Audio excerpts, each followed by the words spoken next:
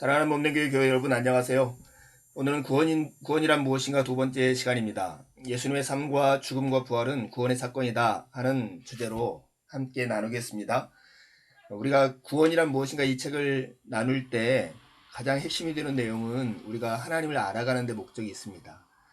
우리가 구원을 추구하고 구원을 받으려고 하는데 구원이 무엇인지 잘 모르는 경우가 있잖아요. 지난 시간에 우리가 간단히 요약하면 이렇습니다. 구원이란 악과 고난으로부터의 해방이라고 했습니다. 구원이라는 것은 매우 포괄적인 개념이어서 모든 악과 고난에서의 해방을 의미한다는 거죠. 근데 이 악과 고난이 어디로부터 왔냐? 그것을 악과 고난이라고 하는 것은 죽음의 증상처럼 나타나 있다는 거죠. 죽음은 어디에서 왔다고 했습니까? 바로 죄로부터 온 것이죠. 그런데 우리가 이 죄의 문제를 스스로 해결할 수 있다고 했습니까? 할 수 없었습니다. 그래서 우리에게는 구원자가 필요했던 것이죠. 네, 여러분에게도 구원자가 필요하십니까? 예, 제게 구원자가 필요합니다. 우리는 믿음으로 고백할 때 예수님이 구원자라고 말을 합니다. 이것은 초대교회 사람들이 박해를 피해 다니면서 서로의 신분을 확인하는 그 암호와 같은 거였는데요. 이게 익투스라고 하는 물고기를 뜻하는 이 단어는 이 5개의 그 헬라어의 앞자를 따가지고 만든 단어입니다. 해석하면 예수 그리스도 하나님의 아들 우리 주라고 하는 이 문양이죠. 그들이 이렇게 예수님을 고백하게 된 것을 우리가 이해하려면 어떻게 해야 할까요? 예수가 구원자라는 것을 우리가 어떻게 알 수 있게 됩니까? 예수님의 삶과 죽음과 부활을 살펴볼 때 이 세 단계를 통해서 예수가 우리를 위해 하나님의 구원자라는 것을 알게 됩니다. 이 말씀을 꼭 우리가 암송했으면 좋겠습니다. 이번 과를 하면서 인자에 온 것은 섬김을 받으려 함이 아니라 도리어 섬기려 하고 자기 목숨을 많은 사람의 대속물로 주려 합니다 하는 마가복음 10장 45절에 있는 말씀입니다. 여러분도 매우 익숙한 말씀이시죠. 사실은 근데 이 말씀이 우리에게 익숙하지만 이 말씀은 구약의 뿌리를 두고 있다는 것을 기억할 필요가 있습니다. 바로 다니엘서 7장과 이사야 53장에 깊은 연관이 있습니다. 인자라는 말, 그것은 다니엘서 7장으로부터 왔고요. 자기 목숨을 많은 사람의 대속물로 주려 한다. 이것은 이사야 53장으로부터 온 이야기입니다. 인자는 한자로 하면 이렇게 사람 인자다가 아들 자자 쓰는데요. 사람의 아들이라고 하는 뜻이에요. 근데 예수님은 늘 인자를 쓸 때 그 앞에 정관사 덜을 붙여서 그 사람의 아들이라고 이렇게 말을 하셨거든요. 인자라고 번역된 것은 다니엘서 7장 13절 이하를 반영해서 나온 것이고 자기 목숨을 많은 사람들을 위한 대속물로 주려왔다라고 기록된 것은 이사야 53장을 반영한 것입니다. 좀 자세히 볼까요? 인자라고 하는 말은 사람의 아들이라는 뜻이에요. 근데 다니엘서 7장 13절에 보면 내가 또 밤 환상 중에 보니 인자 같은 이가 하늘 구름을 타고 와서 옛적부터 항상 계신 이에게 나아가 그 앞에 인도됨에 이런 말씀이 나옵니다. 다니엘이 환상 가운데 하나님을 보고 하나님 앞에 구름을 타고 오는 한 분을 보는데 그분이 사람의 아들같이 생겼다고 했습니다. 이것을 좀 요약하면 사람같이 생긴 구름을 타고 온다는 말은 신적 존재를 뜻하는 거거든요. 성경상에는. 그래서 사람같이 생긴 신적인 존재, 이게 바로 인자입니다. 근데 예수님은 이 인자라고 하는 말을 인자 이렇게 쓴 게 아니라 그 앞에 그 인자, 그 사람의 아들이라 해서 다니엘서에서 말했던 인자, 사람의 아들을 가리키는 표현을 예수님이 쓰신 것이죠. 이 말은 다니엘서 7장 그 이후에 나오는 말씀을 자세히 살필 수 없지만 그걸 보면 내포적인 대표적인 성격을 가지고 있어요. 야곱이라고 하는 인물이 있잖아요. 야곱은 아브라함의 손자인데 이 야곱으로부터 이스라엘이라는 민족이 나옵니다. 하나님이 야곱과 야복강가에서 씨름을 하신 다음에 그의 이름을 바꿔주시죠. 속이는 자 야곱으로부터 이스라엘로 바꿔줬는데 야곱으로부터 나온 모든 민족을 이스라엘이라고 했습니다. 이와 같이 야곱이 이스라엘의 대표인 것처럼 예수님이 새 이스라엘의 대표가 되신다는 거죠. 다니엘서 7장 13절에서 다니엘이 환상 가운데 본 사람과 같이 생긴 신적 존재가 7장 18절 이하에 해석되어 있는데 그분이 종말 때에 하나님의 진정한 백성의 대표라는 의미가 있습니다. 그 인자가. 좀 어려우신가요? 그러니까 예수님이 자기를 그 사람의 아들이라고 한 것은 자기가 바로 다니엘의 환상 가운데 나타난 하나님의 아들들을 창조하고 대표하는 분임을 미리 나타내신 거라는 거죠. 예수님이 스스로를 메시아라고 표현도 하고 하나님의 아들이라고 표현하지 않습니다. 이 인자라는 말을 표현해요. 다른 말 대신에. 그런 목적이 여기에 있다라고 하는 것입니다. 그 인자가 온 것을 할 때 인자가 다니엘서 7장으로부터 왔다면 많은 사람의 대속물을 주기 위하여 왔다라고 하는 표현은 이사야 53장으로부터 왔습니다.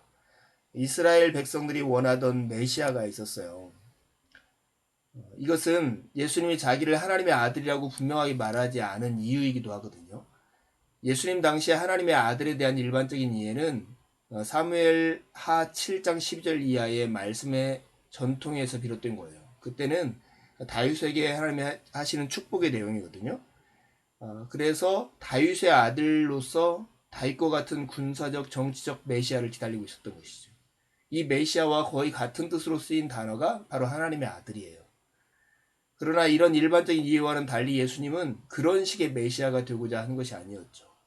종말에 나타날 구원자이긴 한데 다윗과 같은 군사적 정치적인 힘을 가지고 구원하는 메시아가 아니었다라고 하는 거죠. 예수님은 이런 오해를 피하기 위해서 이런 메시아, 하나님의 아들 이런 단어들을 쓰지 않고 인자라는 표현을 썼습니다.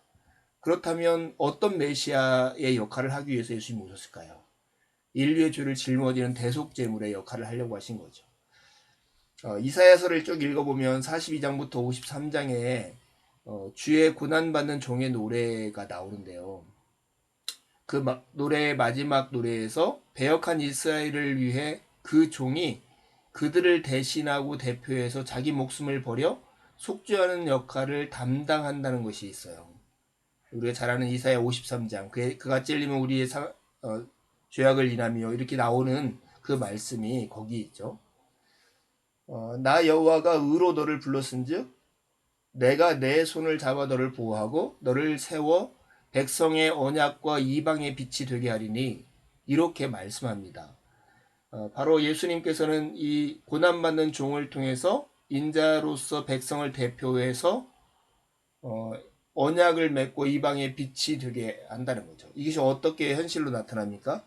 바로 십자가 위에서 나타나는 것이죠. 십자가 사건 하는 것은 되게 매우 복합적인 의미를 가지고 있어요. 이스라엘 사람들은 유대인들은 어떻게든지 예수님이 스스로 자기를 메시아라고 말을 함으로써 메시아라는 뜻은 왕이라는 뜻이니까 왕으로 스스로를 말하게 함으로써 그가 로마 정부에 대해서 반역을 하는 사람 아니면 반란을 일으키는 사람이라는 명분을 얻기 위해서 원했어요. 그래서 계속 그런 유도신문을 하죠. 그래서 결국은 정치적 고소를 해요. 정치를 고소를 해서 그 로마 정부에서는 반역을 하는 사람은 당연히 십자가형을 처했거든요. 십자가형이라고 하는 의미가 유대인들에게는 되게 독특한 의미예요. 왜냐하면 나무에 달린 자마다 하나님의 저주를 받은 자라는 의미가 있기 때문에 그렇죠. 그래서 많은 사람들에게 하나님의 저주를 받은 자다 이런 것을 나타내기를 원했던 거죠. 그런데 유대인 스스로 예수님을 죽이면 많은 사람들이 예수님을 선지자로 알고 있었기 때문에 마치 그가 진짜 선지자라고 하는 명분을 주는 꼴이 되는 거예요. 그래서 어떻게든지 로마 정부의 손을 빌려서 예수님을 죽이고자 했던 것이죠. 십자가 사건이 일어났어요. 예수님이 로마 정부의 손에 나무에 달려 돌아가신 거예요. 예수님의 죽음을 제자들이 볼 때 어떻겠습니까? 다윗과 같은 왕으로서 메시아가 될 것을 잔뜩 기대했는데 예수님이 기대와는 정반대로 사실은 하나님의 저주를 받아 죽은 것이 되어버린 거죠. 그래서 제자들은 환멸과 슬픔을 안고 뿔뿔이 헤어지게 됩니다. 그런데 3일 후 예루살렘에 예수님이 부활했다는 소식이 들리는 거죠. 놀라운 거예요. 하나님의 저주를 받아 죽은 줄 알았는데 그 예수님이 부활하셨다는 거죠. 하나님이 예수님을 부활시키셨다는 것은 곧 예수님이 옳았다는 것을 하나님이 인정했다는 뜻이 되는 거죠. 예수님이 살아있을 동안 가르쳤던 내용이 옳았다는 것을 의미하기도 하는 거죠. 예수님이 당신이 십자가에 죽어서 많은 사람의 대속물이 되고 많은 사람의 죄를 속하기 위해서 죽는다는 그 말이 옳은 말이 되는 것이죠. 자기가 하나님의 아들이라는 주장이나 자기가 우리에게 구원을 가져다 주는 구원자라는 주장이 옳았다는 것을 제 아들은 이 예수님의 부활을 통해서 알게 됩니다. 예수님의 가르침, 십자가, 부활, 이 중에 하나님의 구원은 예수님의 십자가에서 바로 일어나는 것입니다. 예수님의 가르침은 십자가를 설명하고 부활은 십자가가 우리 인간에 대한 하나님의 구원 사건임을 확인해 주는 것이 부활입니다. 예수님의 가르침과 십자가, 부활, 이것을 볼 때 예수님이 우리의 구원자라는 것을 알 수 있는 것이죠. 유대인들은 예수 운동을 종결시키기 위해서 예수님을 십자가에 못 박았습니다. 그러나 하나님은 유대인들의 죄악을 통해 하나님 당신의 뜻을 성취해버리는 역전을 가져오는 것이죠. 이 복음이 예수님의 죽음과 부활 속에 나타나 있는데 이게 어떻게 우리의 인생과 관련이 있다는 거예요. 왜 그리스도인들은 예수님을 구원자라고 주장하는 걸까요? 2000년 전 유대에서 일어난 예수님의 사건이 왜 나에게 의미가 있습니까? 그것은 바로 예수님의 부활 때문입니다. 부활은 자연적인 사건이 아니잖아요. 우주 밖의 초월자가 직접 개입한 창조의 사건입니다. 생명이 없는 상태에 생명을 주었으므로 창조의 사건이 되는 것이죠. 우리가 유일한 구원자 예수 그리스도라고 합니다. 그래서 베드로가 이런 고백을 합니다. 다른 이로서는 구원을 받을 수 없나니 천하 사람 중에 구원을 받을 만한 다른 이름을 우리에게 주신 일이 없습니다. 여러분, 예수님이 우리의 구원자라고 하는 것은 그냥 갑자기 제 아들이 지어낸 말이 아니라 구약으로부터 하나님께 예언하시고 예수 그리스도 안에서 성취한 것을 제 아들의 인생과 역사 속에서 경험하고 고백한 내용임을 우리가 기억해야 합니다. 그러기에 확실하고 분명한 내용인 거죠. 우리가 이 삼과가 되게 어렵고 조금 복잡할 수 있고 매우 많은 얘기를 요약하고 있지만 이것을 잘 정리해 놓는 것은 우리의 믿음에 매우 중요한 기초를 쌓게 합니다. 마가복음 10장 45절을 꼭 암송해 보십시오. 예수님이 자기의 정체성과 사역에 대해 가르친 내용이 무엇입니까? 두 번째 질문입니다. 예수님의 부활이 증거하는 것은 무엇입니까? 그리고 부활이 오늘날 우리에게 끼치는 영향, 주는 영향은 또한 무엇입니까? 주일에 함께 기쁨으로 같이 나누겠습니다.